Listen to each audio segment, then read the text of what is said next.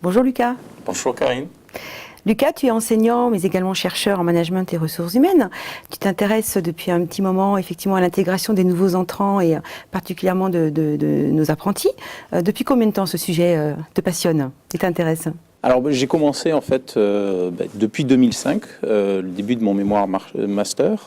J'ai ensuite poursuivi donc lors de ma thèse, j'ai fait une étude concernant donc le secteur du bâtiment et de la métallurgie. Et ensuite, plus récemment, j'ai fait une étude aussi avec l'armée de terre. Et donc maintenant, depuis 3 ans, eh bien, je fais une étude sur les apprentis de l'école. Et donc au cours de ces 3 ans, près de 1200 donc, apprentis ont répondu donc à mes études, ainsi que plus de 800 maîtres d'apprentissage et 700 collègues de travail. Donc j'ai collecté pas mal de données quantitatives et aussi un certain nombre de données qualitatives, dont 42 entretiens avec des maîtres d'apprentissage et puis une douzaine d'entretiens aussi avec des apprentis. D'accord. Et alors, quels sont les premiers résultats de cette étude ? Alors, les premiers résultats de cette étude, à mon avis, peuvent intéresser justement les apprentis, parce que j'ai identifié finalement quels sont les critères sur lesquels les maîtres d'apprentissage s'appuient pour les évaluer. Et ce qui est particulièrement, à mon avis, intéressant, c'est que j'ai identifié aussi une chronologie, ce qui n'avait pas été fait d'un point de vue de la recherche auparavant. Et en fait, ce que j'ai découvert, c'est que dans un premier temps, lors des premiers... Donc ça, c'est quelque chose qui se passe assez rapidement, lors des premiers 15 jours. Les maîtres d'apprentissage, en fait, étudient et évaluent ce que j'appelle l'employabilité générale, en fait, des apprentis. Donc là, ils vont vraiment évaluer la base, c'est-à-dire ils vont voir dans quelle mesure est-ce que l'apprenti arrive à l'heure, tout simplement, en termes de fiabilité, mais aussi, je dirais, son éthique et ses valeurs au travail, son honnêteté et tout simplement s'il a des valeurs, tout simplement, qui sont transposables dans le monde de l'entreprise. Donc ça, ce sont des choses de base, et si ça se passe vraiment mal, le contrat d'apprentissage peut être remis en question. Mais heureusement, ça arrive que très rarement. Et ensuite, donc, il s'attaque, je dirais, à un deuxième aspect, donc ça c'est après donc ces premiers, je dirais 15 jours, qui est l'adéquation avec l'équipe de travail. Et donc concernant l'adéquation avec l'équipe de travail, eh bien il va essayer de déterminer dans quelle mesure est-ce que l'apprenti essaye finalement de s'intégrer dans l'équipe de travail. Ça va être par exemple, est-ce que l'apprenti fait l'effort justement de se joindre aux autres pendant les pauses café par exemple, ou pendant les pauses déjeuner, et aussi s'il est capable de comprendre en fait ce qu'on attend de lui au sein de l'équipe de travail. Très rapidement, par exemple, on va lui demander s'il y a des coutumes, on va dire, au sein de l'équipe de travail, comme, j'en sais rien, apporter par exemple les croissants le vendredi. Lorsque le nouvel entrant va le faire de lui-même, ça va être un signal très fort qui va être envoyé et qui va justement lui permettre de s'intégrer plus facilement. Donc ça, c'est les deux premiers points. Et ce qui est intéressant et un peu contre-intuitif, c'est que très souvent, en fait, on dit que ce qui est important, c'est de maîtriser son poste dans un premier temps. Et dans les données que j'ai collectées, c'est qu'on s'aperçoit que cet aspect de maîtrise du poste, maîtrise plus technique, entre guillemets, intervient plus tard. C'est-à-dire que tout d'abord, on voit qu'il y a des aspects très comportementaux au début, d'employabilité et ensuite donc d'équipe de travail, et qu'ensuite seulement on bascule vers des aspects donc beaucoup plus techniques liés au poste. Et là encore, la bascule se fait à partir du moment où l'apprenti comprend et, je dirais, intègre ce qui est demandé de lui et parvient à être proactif. C'est-à-dire qu'il a vraiment compris le périmètre, le champ dans lequel il doit travailler et par la suite parvient donc à proposer quelque chose de nouveau. Et ensuite, et donc ça c'est le dernier élément, donc là je parlais des 3 premières étapes, donc ça c'est sur une période d'environ 3 mois à 6 mois pour les métiers les plus complexes, on va dire, et au bout de 6 mois, il va y avoir un basculement qui va s'opérer, et le maître d'apprentissage là va s'intéresser plus particulièrement à la culture d'entreprise et voir s'il y a un fit, une adéquation finalement entre les valeurs bien, de l'apprenti et les valeurs de l'entreprise.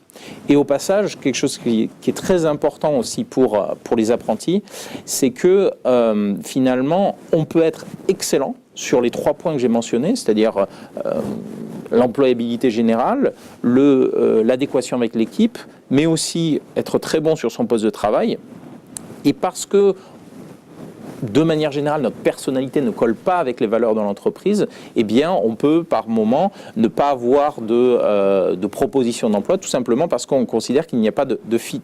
Mais l'apprenti peut être très bon, et j'ai déjà eu le cas de certains maîtres d'apprentissage qui disaient je ne lui ai pas proposé parce que je sais qu'il n'allait pas s'épanouir au sein de la culture d'entreprise, et ça c'est un paramètre aussi qui est très important à prendre en compte. D'accord. Donc en gros là tu as plein d'étudiants là qui sont en train de te regarder, beaucoup viennent de démarrer dans leur entreprise depuis un mois et demi. Quels conseils donnerais-tu, des conseils très concrets, des pratiques gagnantes tu pourrais leur donner là aujourd'hui pour que dans leur entreprise ils repartent dès lundi avec plein de belles choses à mettre en place pour faciliter leur intégration? Alors, le premier point qui est vraiment important, c'est que lorsqu'on arrive dans une équipe de travail, il faut faire preuve de modestie. C'est-à-dire qu'il y a toute une partie au départ, tout un temps d'observation qui est absolument nécessaire. On arrive dans un nouvel environnement avec des codes, des attentes de la part du supérieur hiérarchique, des collègues de travail, et puis des valeurs au sein de l'entreprise qu'il est absolument nécessaire de comprendre. Et donc pour ça, il est crucial donc d'aller chercher ces informations. Donc nous, ce qui a été démontré aussi dans les études, c'est que les gens qui développent leur réseau social, c'est-à-dire qui vont aller chercher de l'information, notamment en allant voir des personnes en dehors de leur département, en dehors de leur équipe de travail, vont avoir beaucoup plus d'informations et donc du coup vont être beaucoup plus à même de comprendre leur environnement. Et ensuite, donc il y a une phase, on va dire, de compréhension de l'environnement, mais elle ne doit pas s'arrêter à ça. C'est-à-dire que ça aussi, c'est quelque chose qui a été souligné par beaucoup de maîtres d'apprentissage, c'est qu'ils attendent de manière générale que les apprentis soient proactifs et aussi proposent des nouvelles choses, c'est-à-dire qu'ils améliorent l'existant. Donc certes, il y a une phase donc de compréhension, d'apprentissage et de respect entre guillemets de l'existant, mais ensuite, ça ne doit pas s'arrêter là et on doit aussi proposer des choses différentes avec de nouvelles idées. Et donc cette phase doit intervenir pas tout de suite, oui, mais pas tout de suite. Sinon, rapide. dès lundi prochain, ils vont vouloir changer tous les codes de leur entreprise. Bien entendu, passer la phase d'observation et de compréhension de son environnement, voilà. Ils pourront éventuellement proposer des choses innovantes et être force de proposition. Effectivement, ouais. Tu fais bien de le souligner, c'est-à-dire qu'il y a quand même notamment il y a des impératifs dans des secteurs, il y a des choses qu'on ne peut pas et qui effectivement, lorsque on voit les choses de manière un peu simpliste et notamment avec un œil neuf, on pourrait se dire il faudrait faire de manière totalement différente.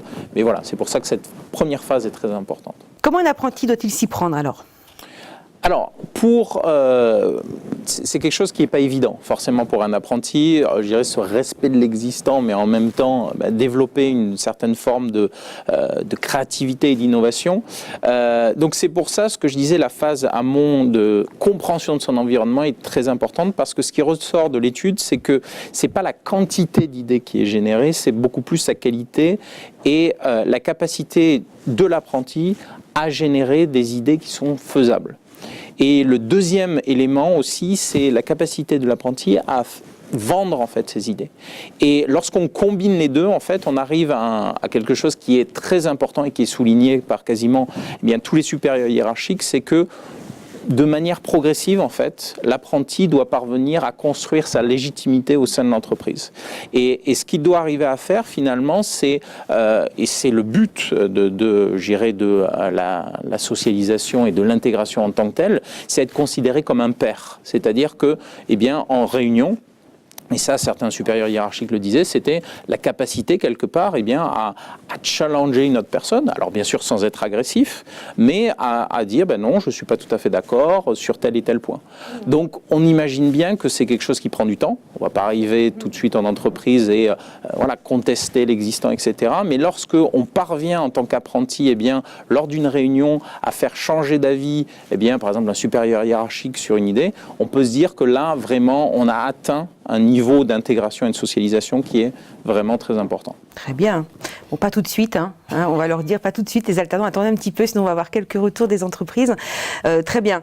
Alors, moi, si je suis alternant, quel intérêt j'ai à répondre effectivement à une étude similaire ? Alors, cette étude, il faut vous dire que elle permet tout d'abord de faire cette vidéo et j'espère donc de prodiguer des conseils qui seront utiles.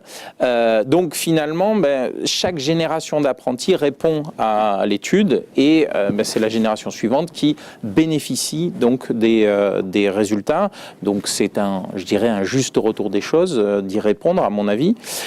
Et puis après, d'un point de vue personnel, il y a beaucoup d'apprentis qui m'ont dit, justement en répondant à l'étude, ça m'a permis de faire un point déjà sur ma situation, avec qui j'avais des relations. Je me suis rendu compte que peut-être j'avais finalement, je n'étais en relation et je n'échangeais, je ne communiquais qu'avec des gens de mon équipe et ça a mis le doigt sur quelque chose que peut-être je pourrais changer. Et ensuite, on a mis en place, donc les 2 dernières années notamment, un rapport personnalisé dans lequel on leur donnait des conseils pour, en l'occurrence, étendre leur réseau social, c'est-à-dire justement d'aller chercher des liens avec des personnes d'autres départements, d'autres équipes. Et les personnes, donc les apprentis qui ont suivi nos conseils, ont eu très clairement, ça a eu un impact très positif à la fois sur leur performance et sur leur intégration. Donc on pense modestement pouvoir aider à leur intégration. Et puis ensuite, je pense que c'est quelque chose qui est positif, tout simplement, d'avoir des liens entre les enseignants-chercheurs et le programme apprentissage. Je pense que ça participe justement au développement et à l'innovation, du programme apprentissage. Et puis après, d'un point de vue bien sûr personnel, ces études me servent pour écrire des articles scientifiques dans des revues académiques. Mais là aussi, encore une fois, c'est l'ensemble de l'institution qui gagne, puisque ce sont des critères qui sont de plus en plus pris en compte par des organismes d'accréditation comme AACSB ou EQUIS ou EPAS. Très bien. Merci beaucoup Lucas pour tes précieux conseils. Merci et puis je souhaite à tous les apprentis donc une excellente intégration.